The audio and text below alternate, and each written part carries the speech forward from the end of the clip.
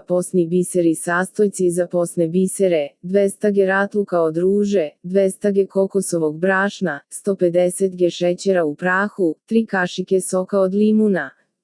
Posni biseri se pripremaju na sledeći način: ratluk sitno iseckati pa ga malo ugnječiti viljuškom. Dodati kokosovo brašno i šećer u prahu i sve dobro umesiti rukama. Dodati sok od limuna da se dobije glatka i čvrsta masa za oblikovanje kuglica. Praviti kuglice i svaku uvaljati u kokosovo brašno ili kristal šećer. Pre služenja staviti u papirne korpice i držati u frižajderu da se stegnu. Za najnovije recepte kliknite subscribe, like i zvons, svaki dan najnoviji recepti, zato nas zapratite.